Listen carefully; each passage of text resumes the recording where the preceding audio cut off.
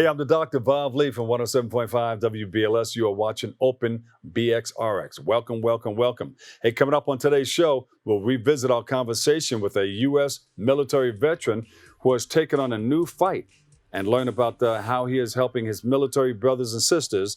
And then we'll speak to a veteran author and philanthropist whose book was the #1 best-selling autobiography on Amazon. We'll look at the personal highs and lows of his journey as an immigrant and single father. And he's going to be reflecting on how he overcame adversity.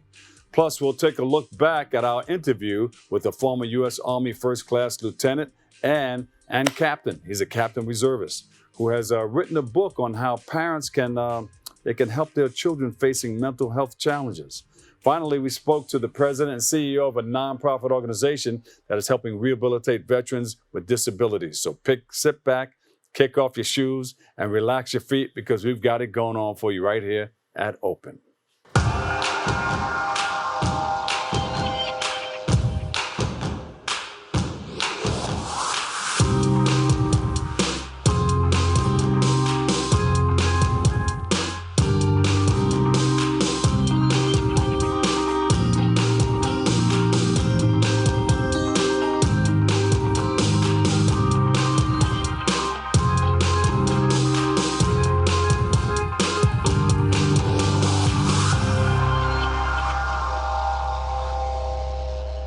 Hey, I'm your host, Dr. Bob Lee. You're watching Open, that live interactive program that brings the Bronx and New York City straight to your TV set. Stay connected to us through social media at BronxNet TV. Leading things off, we'll hear from a U.S. military veteran, Johnnie H. Williams Jr., who fought in the Vietnam War. He joined the show to speak about his nonprofit organization, Help is on the Way, 1024 Corps, and to highlight the work that he is doing to offer services to vets and their families in the Bronx. Let's take a look. Welcome back, everybody. I'm the Dr. Bob Lee from 107.5 WBLS. You're watching Open. Our next guest is a U.S. military veteran who fought the Vietnam War. He joins us to speak about his nonprofit organization, Help is on the Way, 2024 Corps, and highlight the work that he is doing to offer services to vets and their families in the Bronx. So please welcome to the show, Johnnie H. Williams Jr. Johnnie, welcome to the show. How are you, sir? Good to meet you also. Nice to meet you too. Johnnie, we gotta tell you, you probably heard it time and time again, but thank you for your service. I appreciate it, sir. I appreciate it. And the love that we share with each other helps us to move forward. And the hardest problem is moving forward. So the love does help. Yes. And love, you know, who distributes that ultimate love, it's the man above. And I know you speak to him often, and he's letting you know what he needs you to do, and you're a great conduit for the Lord. And we thank you once again for your service. Can you tell us about yourself and what was life like, both in the military and after your service was complete, which is really never complete because you got right back into helping others get what they need out of life. But you can explain that. Yes, my father, my grandfather, my great-grandfather, they were all military. And they call us military brats, so to speak. But, you know, military brat is a good cause because you learn when it happens to you. Yeah. I went to Fort Jackson, and the craziest thing happened to me at Fort Jackson. And then South Carolina. All right. South Carolina, believe me. There were so many things that happened that you would never expect. I'm from New York. When I went down to South Carolina and I've seen how the people were in my face and doing things, and I said, this can't be real. This can't be real. But you know what? You was in the military. It was a completely different type of thing that just came in front of you. Yeah. Where you might have thought you were super bad, Uncle Sam was super badder. And you know what I'm saying? And the thing about the military, you end up going places and you end up doing things. We was on Tank Hill where there was a bunch of tents, and you had to put your wood into the furnace to warm yourself. We didn't live in buildings, we lived in tents. Yeah. But all that was the knowledge of you learning what to do in your life. Uncle Sam is super bad, I'm telling you that. And it's not just the veterans. There's a lot of people that are doctors, nurses, firemen, EMS, your uncles, your aunts, your nieces, your nephews that do something special in their life. And you got to think of themselves, you got to think of them and not just you yourself. Yeah. It's not easy. I got to Germany. I ended up in Beer Fest. I was drinking beer like every day of the week. Now I'm clean and sober because what else can I drink? And then I ended up, from there, I ended up going to Vietnam. And that was a complete trip. I don't care whether you went to Nam or whether you was on a base, whatever it is that you're going through, hell is hell. There's no such thing as one person having more hell than the other. You're not going to believe it. Spike Lee made a movie called D5 Blood. And when the movie came out, I was in the audience and they asked me to stand up and tell me why I would not make the movie called The Lawnmower. My job was to bring people back out of the trouble that they were in. And yes, I was a lawnmower. And I wasn't cutting grass, I'll put it that way. Yeah. And my job was to go in and rescue people and bring those people back home. And this was like an everyday type of thing. Uncle Sam taught you stuff that you wouldn't even believe. We had to jump in mud water before we got on the helicopter. You had to learn to stand tall. The person's here 1 minute, the next minute the person's gone. And this was the way it was. And it's not just veterans. You gotta understand this happens to many different people in many ways, shape, and form. So if you stop always thinking about yourself and think about many others, now you can see the bigger picture of how the hell people are going through every day of the week. Let me ask you a quick question about the assault weapons that we have on our streets. What do you think about that? And what can we do to try to head that off? The assault weapons should not be on the street for any reason, because like I heard a person say in the news yesterday, why do you have to shoot so many bullets into a crowd of people? It doesn't make sense at all. What we went through, there was a reason we had to go through that, but there was times when you didn't know who you may be shooting until you seen afterward, and a lot of times you cried from what you saw, what you did. Those assault weapons should not be on the street at all for no reason. No reason to have it like that. And it's the thing about it. If you look at me, I'm the one who my Father in heaven makes the example of. I've been married 3 times. Yeah. And you say, why were you married 3 times? Because nobody could keep living with the man that's screaming and hollering every night of the week. It wasn't that you was a bad person, but the only thing you did was scream and holler. And a person can only go up with that for so long a time. There are some men and women that have been together forever. I am so proud of them. But both of them have PTSD. Yes. Post-traumatic stress disorder is not good for anyone. Whether you're a doctor or nurse. But what is this one of the things that inspired you to create your organization, Help Is on the Way, Veterans 1024 Corps? Yes. What happened with that? I got this problem in my head that the brain just does not stop. And every time I'm doing something, I have to do something more to help everyone. And I started coming out with Help Is on the Way, Help Is on the Way, Help Is on the Way.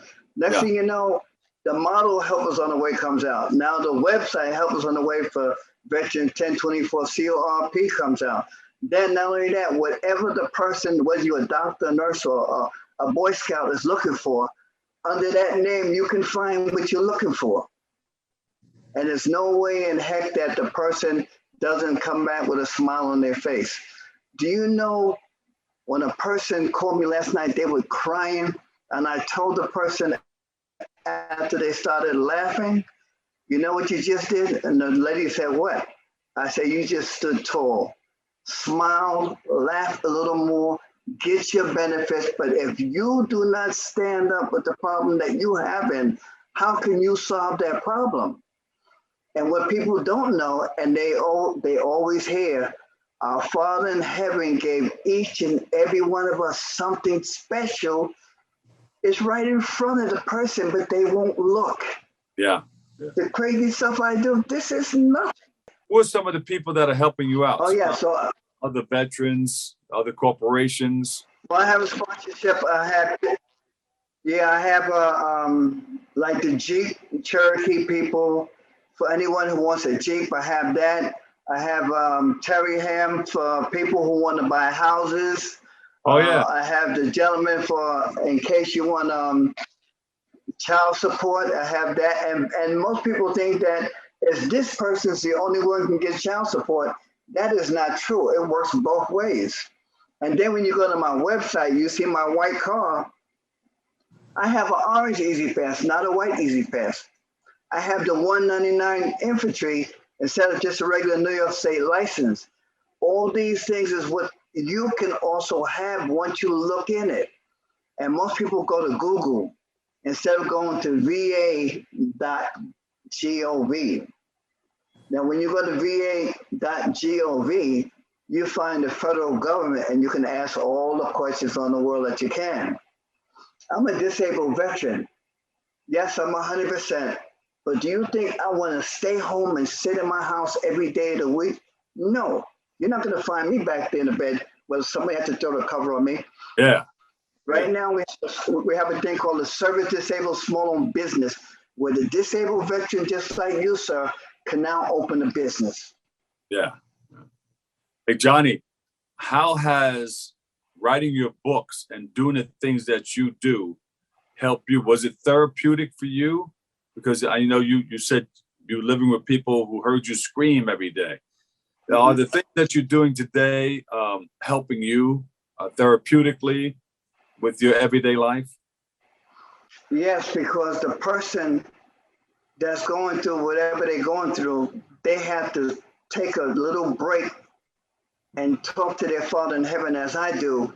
Because I can tell you one time when I stepped down the gas pedal, and when the car finally stopped, it stopped at 145 miles an hour. Ooh. And there was the trunk in the front seat. There was the motor in the front seat, and the car was spinning upside down. What happened? I ended up getting another car the next day. When Wow. you work for him, when you work for our Father in heaven, he's showing you how to open the door. Don't you know that the door is open, but you have to look in the direction? This book, that Suicide Stopping Now, okay, this is one hell of a book for everyone to read. But guess what? When you read this book that says, "Who am I?" it shows you the yes, it shows you the superstar that you are. Who am I? You see, no matter what problems there are, you can talk about the problems you have, and now you can find out who you are.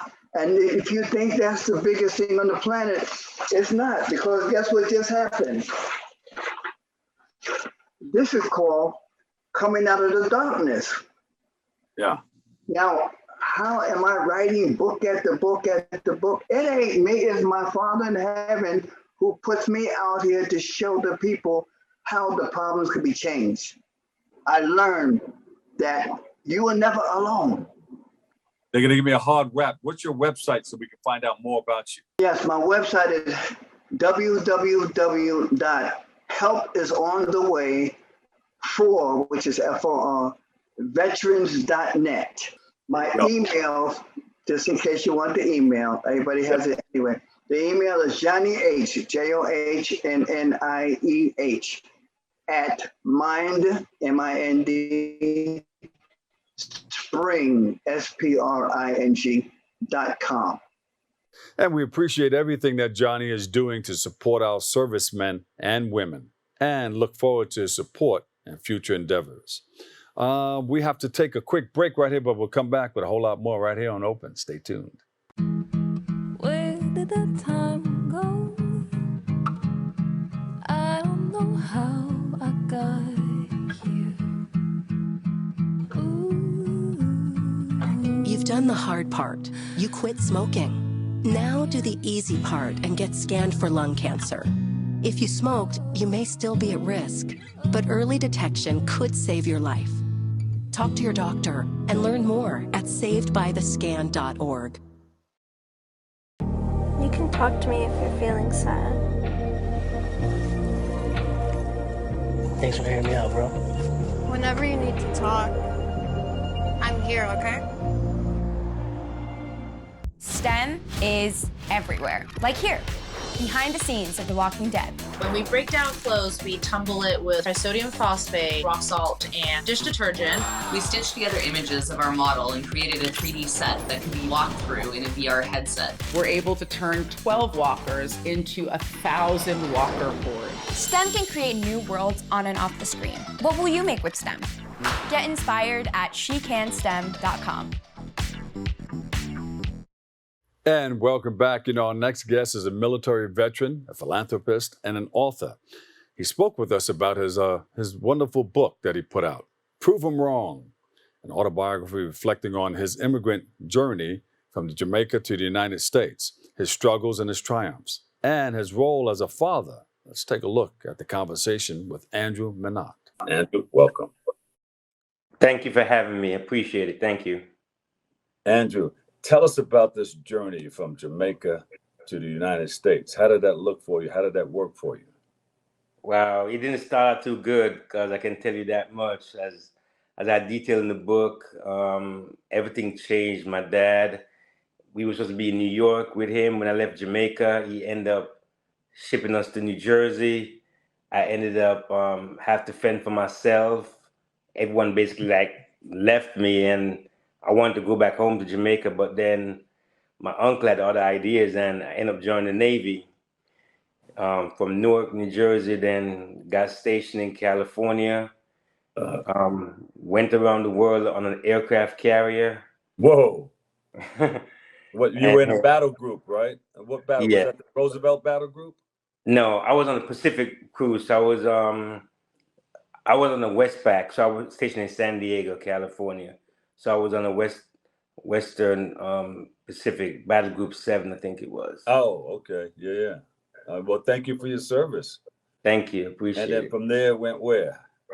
Yeah, and from the Navy, I headed back, supposedly going back home to New Jersey, and then stopped in Texas to see my sister, stay there for a year, and things shifted a little bit. Then I moved on and went to college in Daytona. And from college, then I came to Miami in the hopes of going back to New Jersey.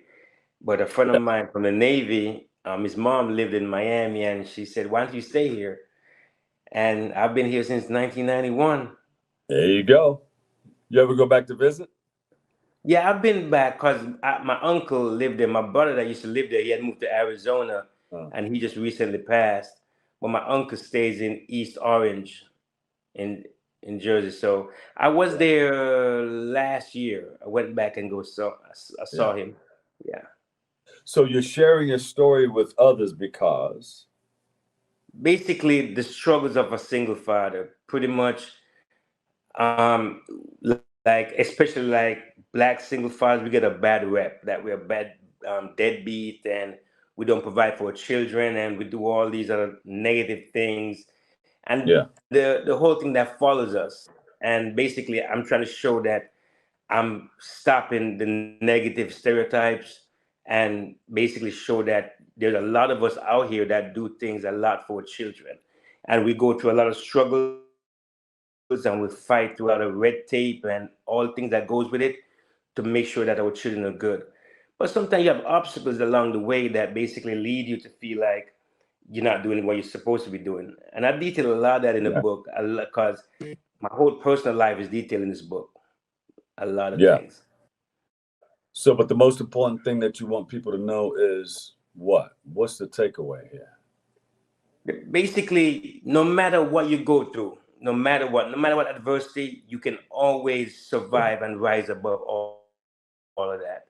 Because it's like been there, done that. There's nothing that I've not been through. Been there, immigrant, joined the military, doing successful shows, concerts, having 20, 30,000 people attending, the biggest names in reggae dancehall attending, getting in trouble, getting locked up, going away to prison, coming back, still basically being there for my children, still doing successful concerts afterwards. And no matter what, nobody can tell you you can't do something. You can always rise above all the negative stereotypes and come out above. So I'm just here to tell people that as a single father, I've done so many things in my life. I've, you know, from basically nothing to something, nothing back to something. It's just, it's a roller That's coaster. the ups and downs, right? Yeah, the ups and downs. But I'm still here, though. I'm still here. You've been through a lot, and we praise you, soldier. Thank you so much. How many children do you have? I have 4 children, 3 boys, 1 girl. And that's a heavy load. That's a lot of work right there. It is, especially because my first 2 sons. Yep, it is. It is. Because my first 2 sons are with my first wife, and those are the boys I fought to get back, and I basically raised them. And when I got in trouble and went away, I was forced to left them, and it was hard. It was really hard, but that's what kept me going when I was locked up. And I detail all that in the book. Prior to that, I was going around having a very successful life, basically.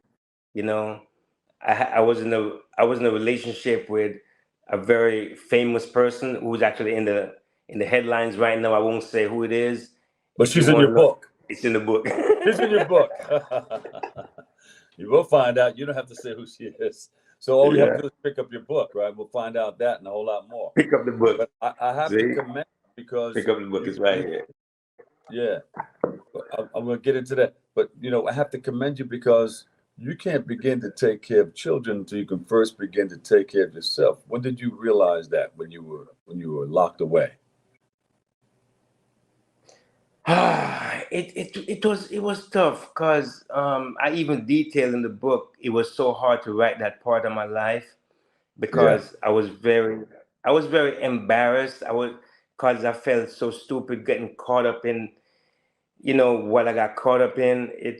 I was so naive. I was so trusting of people, and but it learned me a lesson though. It taught me a big lesson that you learned a lot. You learned a whole lot. Yeah, I learned a lot. It is a lesson well learned. I tell you that much. I paid for it with a lot, financially, mentally, spirit, everything within my life. I was like, it was the lowest of low I could have ever gone. I never thought I would even come back out on top. I was like, my life was over, But did you think about writing that book while you were in prison? No, never did. The book was basically my publicist's idea because I was working with a rapper when I met him, Mr. DeAngelo Jelks. Oh, yeah. All right. Yeah, and he told me, he said, why'd you write it? I said, nobody wants to hear my story. Why? Why gotta do that? And so said, so done. Here I am, because I pretty much listened to him, so. Yeah, and now everybody wants to pick the book up. How did you come up with the name, Prove Them Wrong? I mean, it makes sense, but, It was like, in the book, I detailed from my upbringing, when my grandparents raised me, I always had to be proving something to somebody. For whatever reason, I don't even know why my life became like that. Yeah. But it was a disappointment after disappointment. Like in the book, I talk about my first major disappointment when my grandmother disappointed me. And I had to prove something to her. I proved something to my mom because my dad wasn't there. So that's why I had to cut the cycle in regards to being there for my sons. Because prior to my 18th birthday, I saw my dad maybe 5 times. Wow. And, and 2 out of those 5 times, he either was beating me or working me like a dog. Yeah. So, and it was basically, I had to make sure I take a stand and say, you know what? I'm not going to perpetuate this cycle, especially with the stereotype with Black single fathers and all that. So I made sure I was there for my sons throughout all the tribulations I went through. I made sure I was there.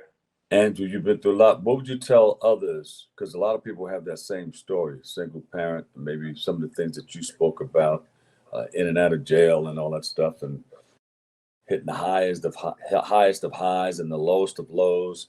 And coming back and taking care of their family, standing up, being a man and say, this is my purpose in life. Really, this is what I have to do. I have these children and I have to take care of these children. And I have to, of course, make a living in order to do that. So you have the book out, you toured the world and everything. What advice would you give to a young person interested in, getting involved in maybe becoming an artist, whether it be writing or singing or rapping on stage? I'll give them the advice that my cousin gave to me, the one who actually initially I was telling to write this book, Sugar Minott. I will say this, be true to yourself and make sure you love what you do. If you get into the entertainment industry, make sure you truly love it, because it will certainly never always be glamorous. And if you don't truly love it, you're going to start hating it, hating people, hating your life, because you're going to be like, why did I do this? Because if you're doing it for a different reason, make sure you truly love it and love what you do. And everything will fall into place. Because when I got that advice to make sure I love music, before I got into it, I didn't understand what the question was. And then as soon as I got more, my cousin said, you see, this is what I'm talking about. Make sure you truly love this. Yeah. And I took his advice and I fell in love with music. And basically that's why everything seems so easier going forward. No, I hear you. Somebody once came to me and tapped on a microphone. They said, you know what this is all about? You know what this is all about? And my dumb ass at the time said, yes, a microphone, to myself. Yeah. But you come to find out later on, as you grow in the business and grow in life and become more passionate about what you want to do in life, that microphone means a whole lot. I mean, you're influencing and persuading people to move in a certain direction, and it goes bigger than that. We'll speak about that at another time. But, yes, I see what you're saying. You stick to your craft and just go for it. Go all the way. You just got to be passionate about it and love it. I hear what you're saying. Exactly. Do I see a book tour on the horizon? What's going on with that? We're going to get a book signed somewhere? Yeah, actually, when the book came out February 1st, I did a book launch signing in Miami in collaboration with Reggae Month, Inner Circle. And it was very successful. I surprised myself, actually. So with that, my publicist and I, we're setting up a tour. I also want to go to Jamaica, where it all started, basically. All right. To give back and talk to a lot of kids and, visit different like prisons, homes, whatever it is I have to do. Because if I can inspire a few people, I'm good. That's the main objective. It's about helping others too. And what are you going to name that tour? Proven Wrong Tour. There you go. There you go. That's what I'm talking about. The Proven Wrong Tour. Prove everybody wrong. Everybody that ever doubted you. Everybody who said you couldn't do something. You're going to prove all of them wrong, that, you know what? I can do this. I can rise above every obstacle and come out of it. Yeah. That's Give what me the website. Give me the website, social media, and everything, and I got a wrap. Yeah, my website is www.anchorminott, my last name, anchorminott.com. And all my social media handles are Drew Minott. My Instagram at Drew Minott, my Twitter, my Facebook, everything is all Drew Minott. Yeah. Andrew Minott, author. Proven Wrong, baby. Nice talking to you, all right? Thank you, sir. Thank you. Appreciate it. And we extend our thanks to Andrew for joining us and sharing his book with us. We wish him continued success with everything that he is doing. All right, stay tuned. We'll take a break right here. I've got more coming up next, right here on Open.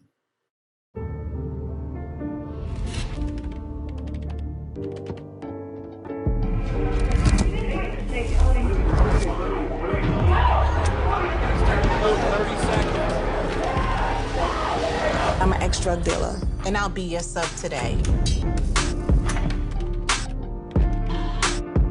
Can you see anything different as a pill? No. You don't know? Fentanyl is being mixed into everything now. There's only one thing that will save somebody's life. That is naloxone nasal spray. Fentanyl, it's cheap, it's potent, and it's profitable. Why would drug dealers put a lethal dose of fentanyl in drugs if they know it's so harmful? Really just all about the money. I just didn't realize that one pill could change your whole life. More kitchen now.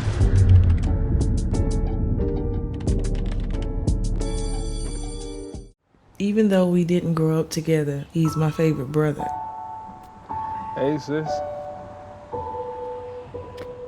I'm the baby of the family, and he's the gentle giant. What you know about Port Georgia? Man, please, that's a classic. You know when they say people are a rare breed? Yeah, he's that. Sorry, I'll be back in a few hours. Don't worry, Shug. You know I'm for you. I know. Go get the football. That was my favorite memory. He was always for ya. This is a true story of me, Bridget Floyd, and this guy, George Perry Floyd Jr., my big brother.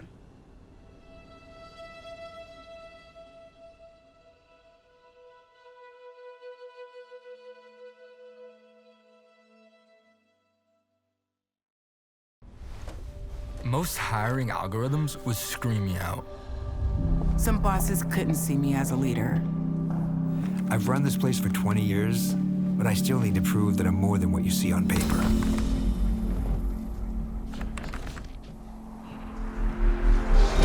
I've been running code as long as I've been able to reach a keyboard.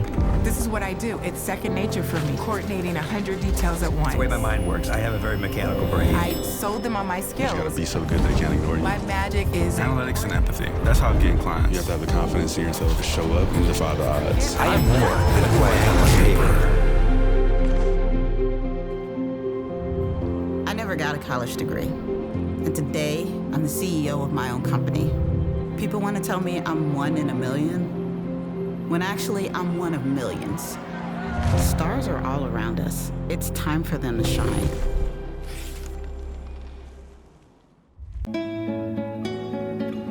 ¿Qué color?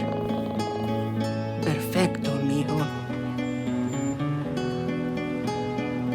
Gracias. Thank you. What's wrong, mijo?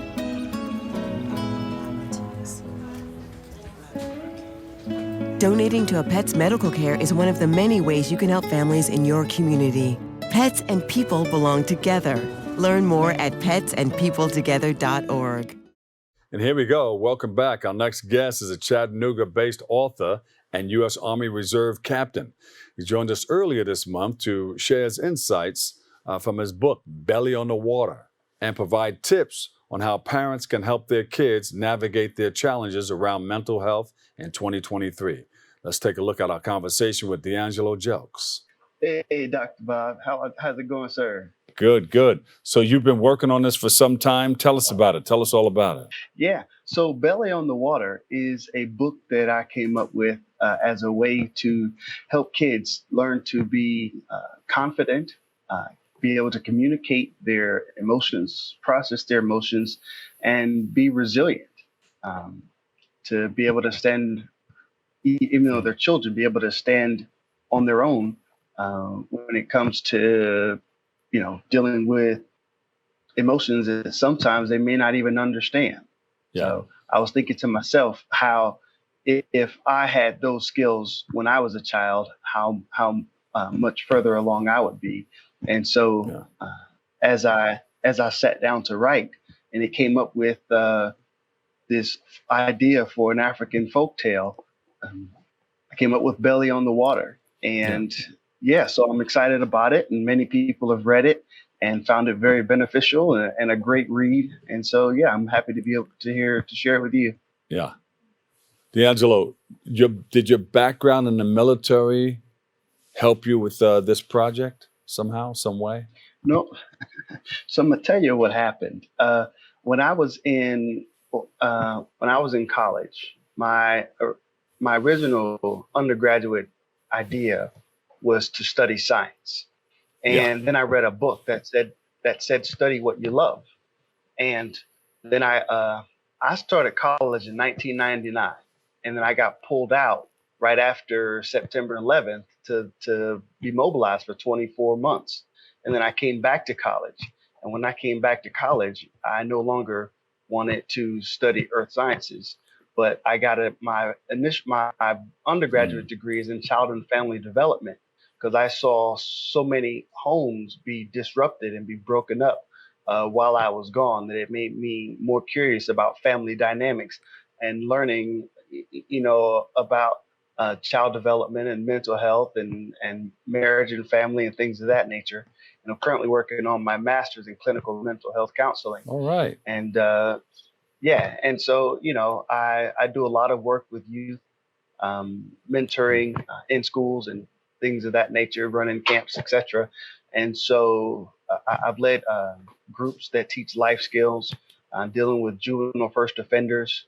So this is just kind of something that's a passion of mine, not necessarily separate from the military, but they work hand in hand to create the three-dimensional picture of who I am and how I can give something back to the world. So. Yeah, no, I get it. So how did you come up with the name Belly on the Water?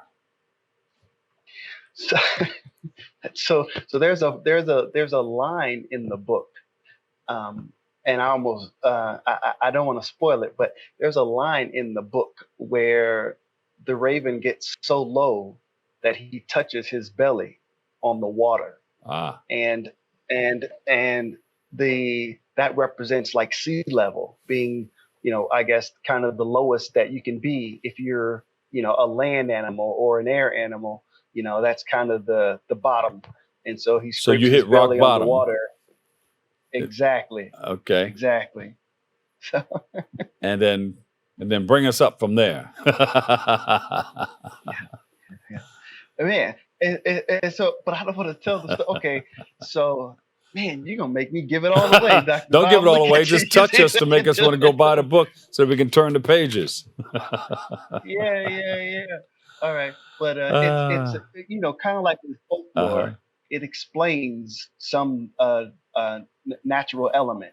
Right. And so my book tells the story of something that's naturally occurring, but it gives kind of a fantastical definition of how it came about. Similarly to how Native Americans, say that the earth is on the back of a turtle shell and things of that nature. So this explains, I guess, where the stars come from. So how about that? This book goes kind of deep, huh? I think so. Yeah. Absolutely. Nothing wrong with it. It approaches, but the goal is to make having the conversations easy, because if sometimes it's difficult for a child to process whatever's happening in their life, and it's difficult for an adult to explain or to get a child to be able to communicate whatever they're dealing with. And so Belly on the Water, the whole purpose of it is to make the transition into that tough conversation easy. And what can readers expect to get out of the book? What can they go away with? So the book is entertaining, and it gives some strategies that I think someone can use for the rest of their life. I think even adults can benefit from the book. They'll learn some resilience and learn to recognize what happens inside of themselves when they're triggered. Triggered means something that really gets under their skin, right? Like there may be something that you don't like. Let's say a person, when you're talking, somebody cuts you off and that really gets you upset, right? Yeah. And then in a conversation, they keep doing it. Well, after reading Belly on the Water, you'll be able to know, okay, this is one of those things that gets me upset. And then you'll be able to identify within yourself how you can tell that you're starting to get upset. And so you become conscious of what's happening inside of yourself and be able to back yourself down. And so hopefully we can teach these types of skills to kids when they're still in elementary, middle school. We can, clog that school to prison pipeline as well. Yeah. Ken Webb came up with a concept. He's one of the early morning men on WBLS way back. There was a group of us talking. Everybody was kind of talking over everybody. So Ken Webb said, you know what? Let me just start. And he didn't come out and say it, but what he did was end it like that. He says, and so I would, he did his part of the conversation. And then he said, over. Like he was on a CB radio or something like that. Yeah, like he's on the radio. Indicating, Yeah, okay, I'm done. Now you can talk. yeah. I love it. It's awesome. Yeah, Good deal. So have stuff like that. Yeah. So I'm excited to be here on the show, and I'm continuing with my military career and my master's program. Belly on the Water. People are receiving it very well. Mm-hmm. I've read it to a lot of people. A lot of people have read it themselves, and the biggest critics, my children. They swore to me that they would give me their unbiased opinion. And did they do it yet? It was really helpful. What you say? Did they do it yet? Did they give you the unbiased opinion? They did, but not just about the story, right? But about the aspects that they could learn from. And I really saw growth in them as well as we had those, as it led into those conversations. So the book is I just working. wanted to read a story. They thought I just wanted to read a story to them, but really I was opening the door to have those conversations and have, a 9 and an 11-year-old thinking about some very deep concepts that normally they wouldn't be able to discuss or think about. So, yeah. So who's Wendy Reed? Wendy Reed is the illustrator. She is someone that I hired off of Fiverr to do my illustrations. Mm-hmm. Okay. So you got like a little team going on. Sure enough. Is there part 2 coming about? So have you ever heard of Abraham Maslow's hierarchy of needs? Not sure. Yeah. Okay. So I am working on another folktale. I haven't come up with a name yet, but I'm working on another folktale that kind of breaks down the hierarchy of needs so that families and kids can understand it and hopefully be more open and receptive to, or not open and receptive, but I guess gentler with their children and with one another when they realize that there's a need not being met. Yes. Now wait a minute, and you're doing all of this while you're still in the Army, right? You're an Army captain, a reserve captain, reservist. That's correct. Yeah, that's correct. Yeah. So I'm still I'm in the Army Reserve, and I'm also in human resources. So I work human resources for a nonprofit, a mental health organization, actually. So yeah, so that's the things I got going on. That's a nice shot right there. Appreciate you, Doc. Appreciate you. Yeah, that's on the front of an MRAP. That's what it's called, an MRAP? Yeah. MRAP. MRAP. Mind resistant anti something. One of those things. It's against something. Yeah, sure enough. Incoming artillery. Yeah. Yeah. But man, the doors on that thing are like 500 pounds each. Wow. Yeah. But I've still seen them flipped upside down. So sure enough. Yeah. So, you know. Well, listen. Thank you for your service. Thank you for all you do. It's my honor. And thank you for sharing this book with us. I'm sure people can learn a lot from it. Me. Yeah. Thank you for having me on the show. You got it. Before you go, give us some information as to where we can get more information on you. Hey, so absolutely. Thank you so much. My website is simple. It's just DeAngeloJelks.com, DeAngeloJelks.com. And you can find the book on my website on lulu.com, LULU.com, Amazon.com, or BarnesandNoble.com. So, yeah. There you go. DeAngelo, not the artist, but the author and captain in the U.S. Army Reserve. Thank you, man. Thank you so much. That's right. Absolutely. Thanks, Doc. Have a good day. We had a great time speaking with DeAngelo. Thank you so much. We salute you, the work that you're doing also for our youth, and we wish you continued success. We'll take a break. We've got more. Don't move.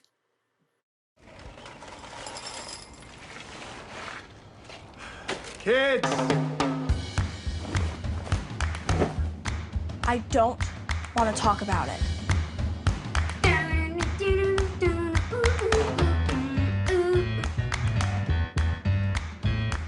I don't want to talk about it.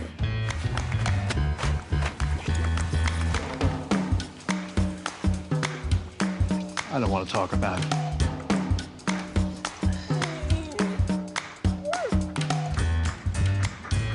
I don't want to talk about it.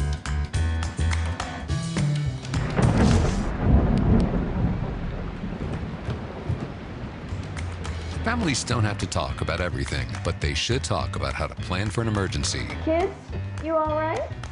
This family's prepared. Get tips and resources to make your family's emergency plan. Go to nyc.gov/readyny or call 311 for more information. I'll see ya. After a basketball game, a black teenage boy, Brandon, reads his texts in his family group chat. Auntie Flo, congrats on the big win. Mom, that's my baby. Brandon replies, thanks y'all. In a park, his sister Maya texts, where are we celebrating? Dad replies, home. Mom texts, I got dinner going. Auntie Flo replies, ooh, I can't wait. Then receives a FEMA flood watch text alert. She texts the family, anyone see that weather alert? We need a plan to stay safe, especially after last year. Ready has a list of resources at ready.gov/plan. In his workshop, Dad sends a photo of emergency supplies and texts, looks like we need flashlights and batteries. Leaving a store with a shopping bag, Brandon replies, I got us covered. Mom texts, I'll check in with Grandma and Papa. Maya texts, thanks Auntie, feeling good about this plan. Got some batteries? Auntie Flo replies, love y'all, we got us later. The family Feel like he gets on every time I see you. Stay connected. Plan for My character, Shazam, knows all about growing up in a family full of teenage superheroes. They're bold. Where's everyone going? To fight crime? Okay. Adventurous. Shazam! There's never a dull moment. And no matter what happens, they'll always have your back. All they need is a place to grow and be themselves. And the best part is, you don't have to be a superhero to adopt a teen. Learn more about adopting a teen from foster care. Visit adoptuskids.org. You can't imagine the reward. How do you know when you've made the right decision? It's the feeling you get in your gut. The one that tells you what's right or wrong. It's the one that says, sure, I can have a drink. Or the feeling that says, okay, I've been drinking. Now what? It's the voice inside you that says, I'm buzzed. Better leave the car when it's time to go. Plan ahead. Catch a sober ride. Buzz driving is drunk driving. Most hiring algorithms would scream me out. Some bosses couldn't see me as a leader. I've run this place for 20 years, but I still need to prove that I'm more than what you see on paper.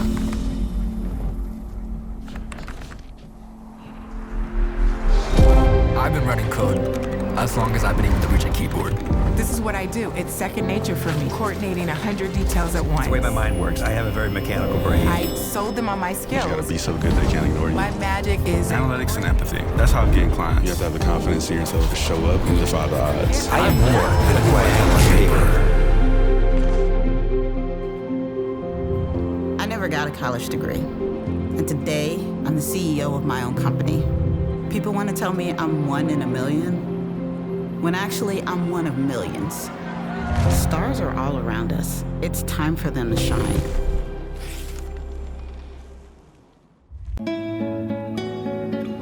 ¿Qué color? Perfecto, mijo. Gracias. Thank you. What's wrong, mijo?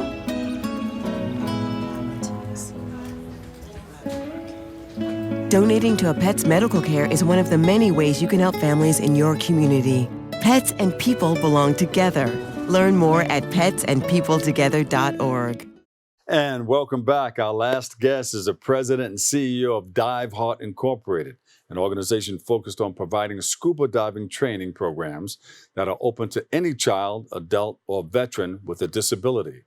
Let's take a look at our conversation with Jim Elliott. It's great to be here. Thanks for the opportunity to share this story with your viewers and listeners. Yeah. First of all, tell us a little bit about the organization and how it got started. Yeah, Diveheart is a nonprofit 501c3. We're international, but we're based in the Chicagoland area, western suburbs. I'm a media guy, so I was with the Tribune WGN, helped start up a TV station for the Tribune Company, and raised kids. And my oldest daughter was blind from birth. So in the 80s, I got involved in downhill skiing. So I guided and taught blind skiers, and I saw it turn people's lives around, and thought, wow, if skiing can do this. You can only ski at certain times of the the year, certain places in the world. I know what diving can do because as a young journalist, I took scuba diving in case I ever met someone like Jacques Cousteau, right? Oh, yeah. So it's just another arrow in my quiver. But I said, I left a successful career to become a volunteer and start this nonprofit to do in zero gravity in pools and bodies of water around the world. Kind of building. Yeah. That's great, Jim. We love what you, Jim Elliott, ladies and gentlemen. We applaud you. Thank you for your service and thank that for all that you're doing in our community. How did you get involved with vets? Well, my father was a disabled Army vet. And so immediately when I started Diveheart, I wanted to start doing something with veterans. I've been a Lion, a Shriner, I'm a Rotarian, so I've been in service a long time. And we've done things here in the Chicagoland area for vets, getting them coats or doing other service projects. So we've been involved with vets a long time. And sometimes we'll do very specific things for vets. We've trained all over the country, Camp Pendleton, Fort Knox, Fort McCoy, Fort Great Lakes Naval Base. So we train active military to help wounded warriors, and we also train veterans with disabilities. Oh, thank you for your service. Tremendous work. So now you're celebrating 20 years. Yes. Yeah, it's our 20th anniversary. I never thought it would be international, that's for sure. I thought it was going to be a little club thing, kind of like the skiing was. Yeah. But it just has taken off, and we do research with university medical centers all over the country. During COVID, it was crazy. We canceled 11 trips and 200 pool programs because one of our instructors got COVID and was on a ventilator for 12 days. And I said, well, I don't want to hurt any of our people.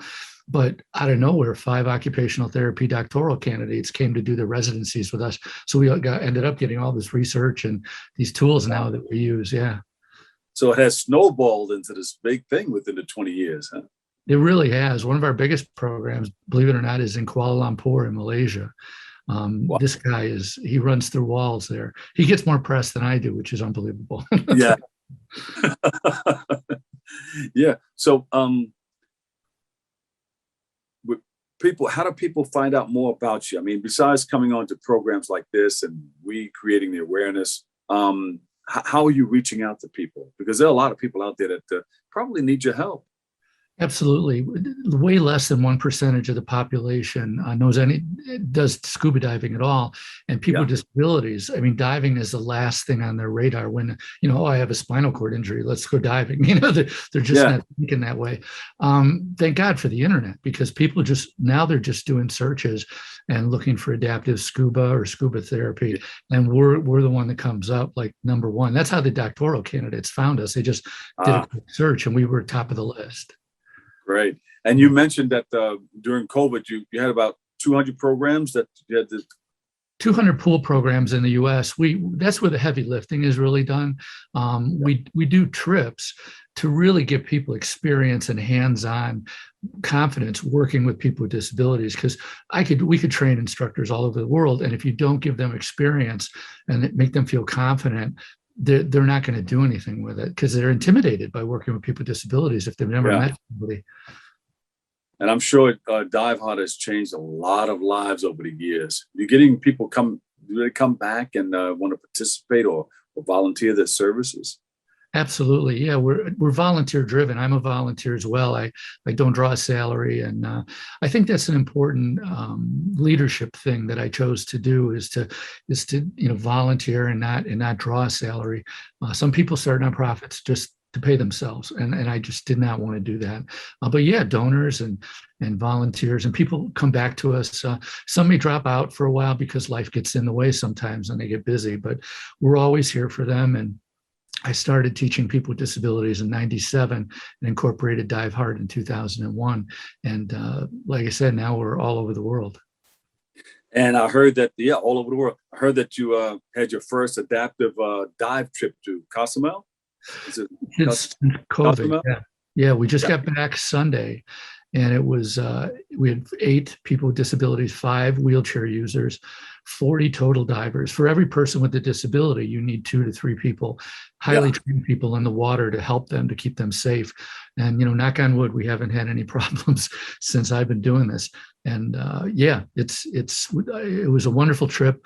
unfortunately, a couple people came back and tested positive for some reason, with COVID. But we think it was they probably went off the reservation and they left the resort and all that kind of stuff. So yeah, that's hard to contain. But I continue to pray that that we somehow get rid of it. But you're going to do a documentary based on some of the things that you're doing, right? Is that coming out soon? Correct. We have a filmmaker from Los Angeles, David Marsh, who joined us with another cameraman. And so we had 3 boats and we had 2 training boats, and they were on both of those boats. And I've been blessed to have a lot of media coverage, but these guys really worked harder than any crew I'd seen. They spent every moment that they could catching individuals' stories and testimonials and stuff. It's going to be out, I think, in January, he said. That's great. Well, you make sure you contact our producers, Stephen, Jimmy, Yasmin, and let us know more. And you're welcome to come back on and be a part of what's happening and share that wonderful story. We would like to hear more. Yeah, thank you. Appreciate it. Jimmy, where can we go for more information on what you're doing? Well, our Facebook, we're on Facebook, we're on LinkedIn, Diveheart, diveheart.org. You could look for the Diveheart Foundation as well. We come up when you put that in. But, our website is diveheart.org, and it's pretty easy. COVID gave us time to redo our website and our media kit. So if you look at our media kit, it's just wonderful. We've had several documentaries over the years. I've done 2 TED Talks, and it's with all the information, more information than you'd ever want to know. We've done 11 symposiums on adaptive scuba and scuba therapy. Jim, this is amazing. This is amazing. You've done a lot of research, and a lot of people are reaching out to you. Give us that website one more time. Sure. It's diveheart.org. And it's funny, Facebook has been really good to us because Facebook doesn't charge fees. So if somebody were to make a donation on our Facebook page, we wouldn't have to pay credit card fees, which is even better than our own website. Yeah, there you go. Jim, well, thank you so much. And we appreciate your service. Thank you. We appreciate the opportunity to share our story. Great job to Jim and all of our friends at Diveheart Incorporated. We want to thank you all our brave servicemen and women who are protecting our country both here at home and abroad. Thank you for risking your lives so that we can go on living our lives. God bless you and your families, and happy Veterans Day today and every day. Unfortunately, that's all the time we have for today's show. I want to thank our guests for joining in, our viewers for tuning in and checking it all out. You can keep following us on BronxNet TV for continued coverage. We want to thank you for letting us share in this space and time with you. We always appreciate you. And you can join our hosts, Kevin Arlene, Darren Jaime, and Rena Valentine. That's for new episodes of Open Tuesday, Wednesday, and Friday.